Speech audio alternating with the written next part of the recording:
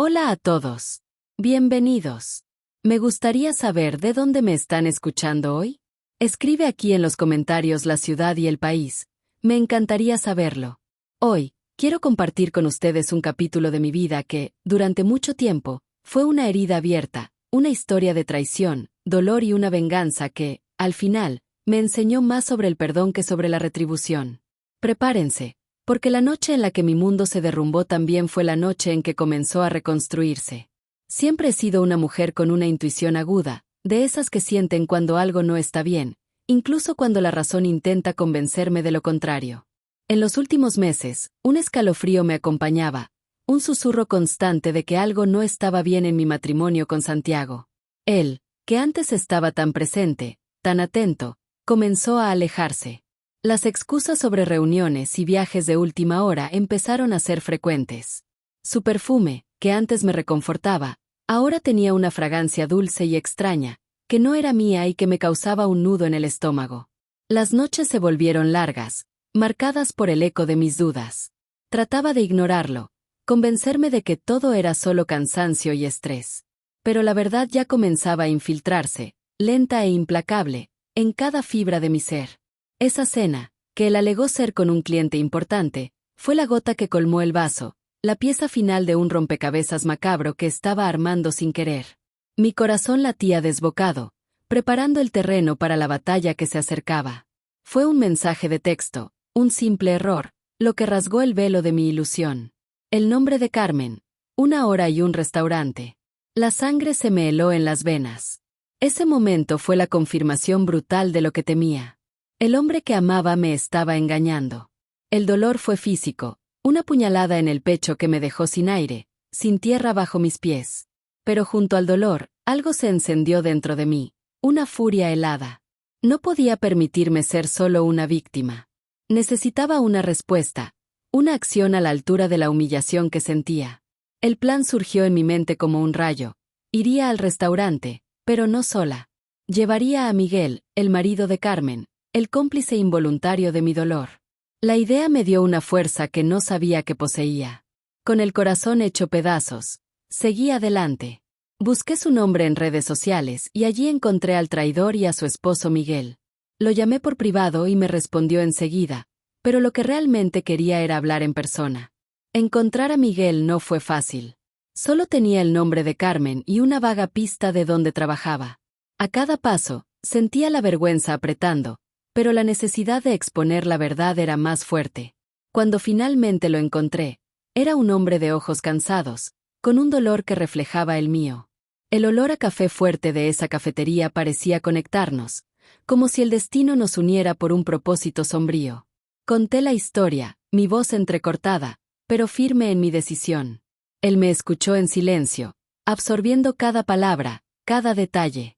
Vi cómo su incredulidad se transformaba en rabia contenida, la misma rabia que yo sentía. Ese momento, tan íntimo y doloroso, nos unió. No éramos amigos, solo dos almas heridas, unidas por una traición. Entre algunos cafés y confidencias, Miguel me dijo que conocía a Santiago, fue por una foto que le mostré. Él hacía algunos servicios subcontratados dentro de la constructora, qué mala coincidencia. La noche llegó, cargada de una tensión casi palpable. El restaurante, con sus luces bajas y el bullicio de las conversaciones, parecía un escenario montado para nuestro drama. El olor de la comida exquisita, antes tan invitante, ahora me causaba náuseas, un recordatorio amargo de la comida que Santiago estaba a punto de compartir con otra mujer. Cuando vi a Santiago y Carmen llegar, sonrientes y despreocupados, mi corazón se apretó. La risa de ella, tan ligera, era como un puñal en mi pecho. Ese era el momento. El plan estaba en marcha y no había vuelta atrás.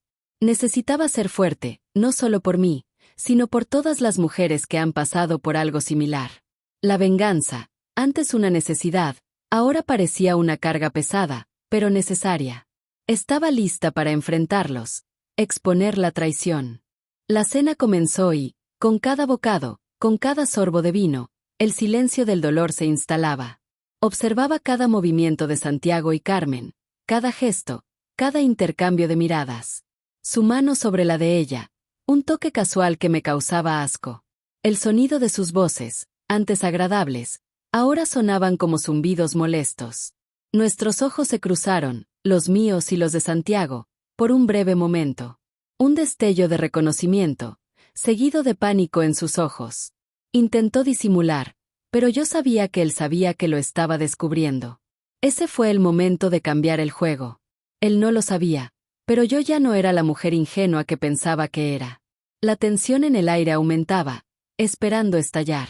El camarero se acercó y, con la calma que logré reunir, pedí un vino.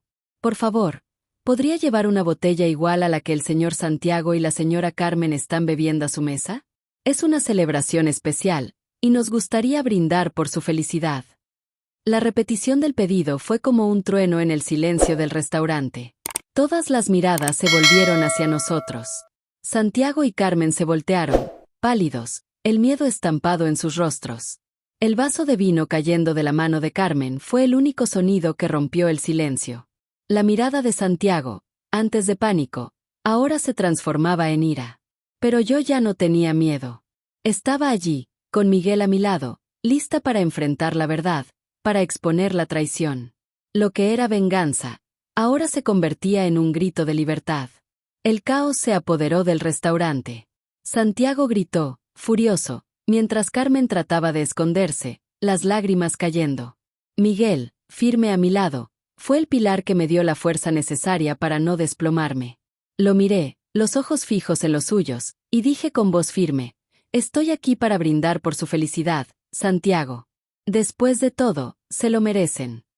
Las lágrimas que antes contenía, ahora caían libremente. Eran lágrimas de liberación, no de dolor. Ese momento fue mío, fue mi grito, mi victoria. El caos se desató, pero no como yo imaginaba. Santiago, en un arranque de furia, se me lanzó encima, con los ojos llenos de desprecio. ¿Tú crees que puedes exponerme así, delante de todos? Estás loca, gritó. Su voz temblaba, pero no de miedo. Era rabia pura. Sus palabras eran cuchillos, pero mi mirada seguía firme, sin pestañear. Lo más doloroso no fue su furia. Fue Carmen. Ella, que se había escondido detrás de un velo de lágrimas y vergüenza, se levantó de repente, con los ojos ahora no llenos de remordimiento, sino de algo más oscuro. ¿Tienes idea de quién eres tú?, gritó. Tú no eres la víctima aquí, Elena. Solo fuiste una mujer cómoda en una mentira. Sus palabras ardían como fuego, quemando aún más profundo. Y de pronto, la rabia que sentía por Santiago se transformó en algo más, en una vergüenza amarga. Carmen no me veía como una mujer abandonada. Para ella, yo era solo una rival, un obstáculo en su camino. Antes de poder procesar todo eso, Miguel, que estaba a mi lado, se levantó. Ya no estaba sereno. Su rostro, hasta entonces contenido, se convirtió en una mezcla de furia y tristeza. No estás sola, Elena. Te ayudaré a cerrar esa puerta, me dijo con firmeza. Me miró como un verdadero aliado, pero sus palabras se perdieron en el abismo del dolor que yo aún no estaba lista para enfrentar. La realidad era insoportable. Santiago y Carmen jugaban con poder y manipulación, y yo era solo una pieza descartable. Pero lo que ellos no sabían es que yo no era cualquier víctima. Mi fuerza estaba en levantarme, incluso cuando el mundo parecía aplastarme. Salimos del restaurante sintiendo que todo había cambiado, pero no de la forma que imaginé. En la acera, el viento helado de Buenos Aires no calmaba la tormenta dentro de mí. Estaba dominada por la rabia y el dolor. Las palabras de Carmen seguían rebotando en mi mente. Y yo sabía que, aunque se había hecho justicia, algo más estaba por estallar. Miguel intentó consolarme, pero con cada palabra suya, sentía que también él se alejaba. Quería luchar por la verdad, pero yo empezaba a preguntarme, ¿vale la pena todo esto? ¿Podré enfrentar la mentira en la que viví sin destruir lo poco que quedaba de mí? Su traición, incluso siendo mi aliado, empezaba a doler más que cualquier palabra de Santiago o Carmen. Y entonces, en medio del silencio de esa noche, llegó el giro que no esperaba. Sonó el teléfono de Miguel. Yo estaba mirando las estrellas, buscando algo de paz en medio del caos, cuando su expresión cambió por completo. Se puso pálido, las manos le temblaban. Supe que algo andaba mal. Ya no puedo ayudarte, Elena, dijo con voz baja y llena de culpa. Hay cosas que no puedo enfrentar. Lo que me estás pidiendo, no puedo darte. No ahora. Y sin más, se dio la vuelta y se fue, desapareciendo en la oscuridad, dejándome sola en un remolino de emociones. A la mañana siguiente, el dolor que sentí al saber que Miguel no haría nada fue más agudo que todo lo anterior. ¿Qué pasó con ese hombre? ¿Perdonaría a su esposa infiel? Ese hombre que por un instante fue mi roca, ahora se alejaba como si no tuviéramos ninguna historia en común. No sabía si dolía más el abandono de Santiago o la rendición de Miguel. Ese día tomé una decisión. Fuera lo que fuera que tuviera que enfrentar, lo haría sola. Ya no dependería de hombres que me humillaron, ni de aliados que me abandonaron. Me miré al espejo por primera vez sin las mentiras que ellos habían puesto sobre mí. Era hora de reconstruirme, de liberarme de la cárcel que fue ese matrimonio. Llamé a Santiago.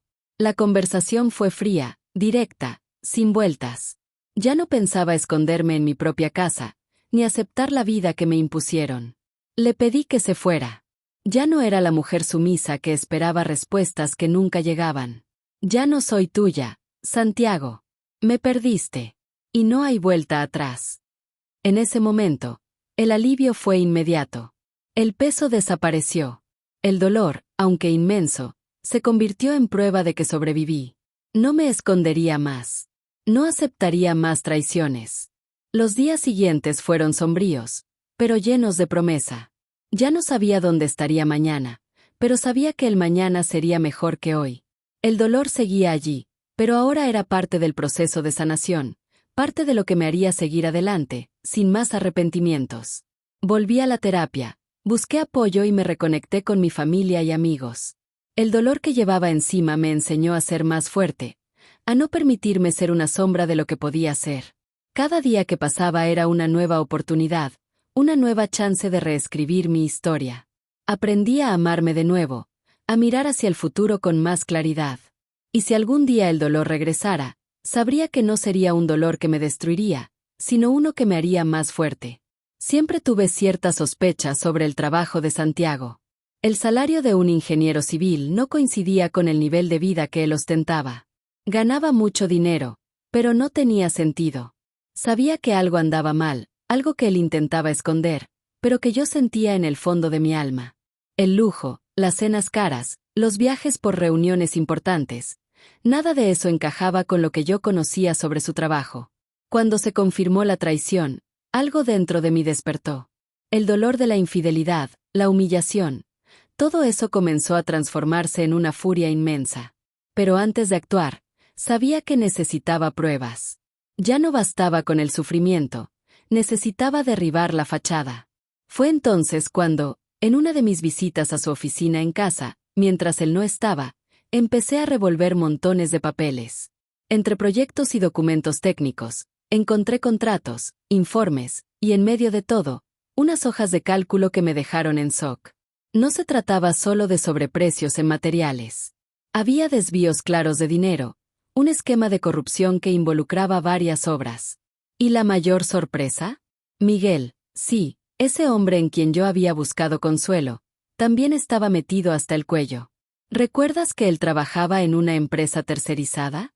Pues bien, él, quien aprobaba todos los costos de las obras y pasaba a Santiago los montos manipulados, también se estaba llenando los bolsillos con dinero sucio. Tenía su parte en todo eso. Lo que debía ser un alivio se convirtió en un tormento aún mayor. Ese hombre a quien yo había recurrido para vengarme, también tenía su propio lado oscuro. Pero, aún así, mi necesidad de justicia superó cualquier sentimiento que pudiera quedarme por él. Sabía lo que debía hacer. Tras meses de investigación, entre montañas de documentos y horas revisando hojas de cálculo, logré contactar a alguien dentro de la empresa. Alguien con poder suficiente para hacer lo que yo necesitaba. Era un colega de Santiago, un hombre que él solía mencionar con cierto respeto, pero que yo sabía que nunca había conocido en persona. Lo que descubrí fue aún más devastador. El desvío de dinero era enorme y el fraude llevaba años ejecutándose. Con las pruebas en mano, hice lo que sabía que era necesario. Entregué todo. A la empresa. A la justicia. Santiago, con su fachada de hombre perfecto, vio cómo su carrera se desmoronaba de forma pública. Las repercusiones fueron rápidas y severas. La empresa expuso el fraude, que involucraba millones, y su reputación como ingeniero quedó destruida para siempre. El dinero que tanto ambicionaba fue, irónicamente, lo que terminó destruyéndolo. Y yo, que fui su víctima, pude saborear la venganza. No de una forma impulsiva ni irracional, sino como justicia. Él pagaría por todo, no solo por la traición, sino también por la corrupción que cometió. Y al ver el impacto que eso tuvo en su vida, una parte de mí sintió una paz que jamás imaginé alcanzar. Santiago lo perdió todo. Su carrera, su credibilidad, y todo aquello que consideraba importante se desmoronó como un castillo de naipes. Y mientras él enfrentaba las consecuencias de sus propios actos, yo por fin pude respirar. El sabor de la venganza no era tan dulce como imaginaba. No hubo placer en su sufrimiento, pero sí una amarga satisfacción al saber que la verdad había salido a la luz. Lo que realmente me liberó, sin embargo, no fue la caída de Santiago. Fue la sensación de que ya no estaba a su merced. Que mi dolor, finalmente, sería reconocido. Que podría, por fin, empezar de nuevo. La vida después de la traición no fue fácil. Las noches seguían siendo largas, los pensamientos vagaban por las heridas vividas, pero con cada paso, avanzaba más profundo en mi recuperación. Sabía que no sería sencillo, pero también sabía que la única forma de reconstruir mi vida era aprendiendo a amarme de nuevo y poniéndome en primer lugar. Me dediqué más a mi trabajo, a mis proyectos, a las personas que realmente importaban. El dolor de la traición seguía presente, pero poco a poco se fue transformando en algo que podía controlar. El dolor ya no sería mi dueño. Recordé algo fundamental. La venganza, por más que me hubiera dado una sensación de justicia, no era lo que realmente me sanaba. Lo que me sanaba era la capacidad de mirar al futuro con nuevos ojos, la capacidad de volver a empezar. Había encontrado mi fuerza no en el deseo de hacer que Santiago pagara, sino en la capacidad de transformar mi dolor en algo constructivo, algo que me impulsara a seguir adelante. Te pregunto a ti, ¿alguna vez pasaste por una situación en la que el deseo de venganza fue superado por la necesidad de sanar y seguir adelante? Déjame tu comentario aquí abajo.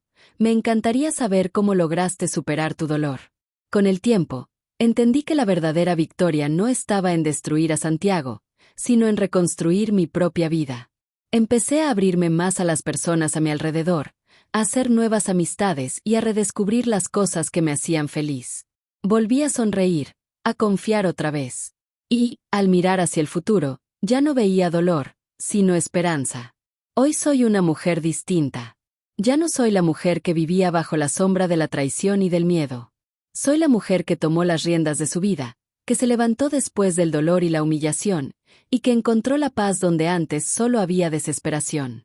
Mi camino me mostró que, incluso en las peores situaciones, siempre hay una oportunidad de renacer. Sobre los involucrados, prefiero no saber nada más, pero lo poco que supe me hizo entender que yo fui la única víctima. Miguel y Carmen.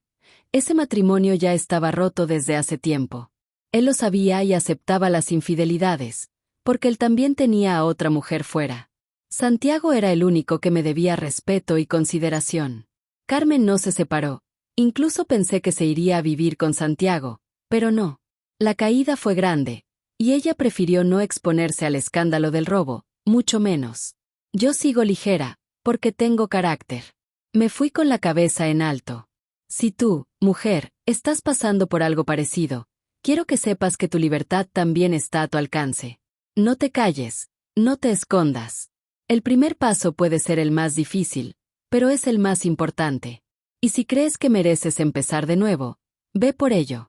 Si esta historia te tocó de alguna manera, si te hizo reflexionar, si te dio un poco de esperanza, por favor, deja tu like, compártela con alguien que necesite escuchar este mensaje y suscríbete al canal para no perderte las próximas historias.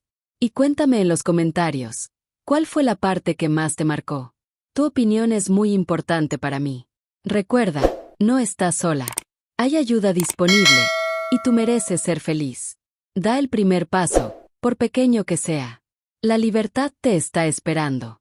Un beso y hasta la próxima historia.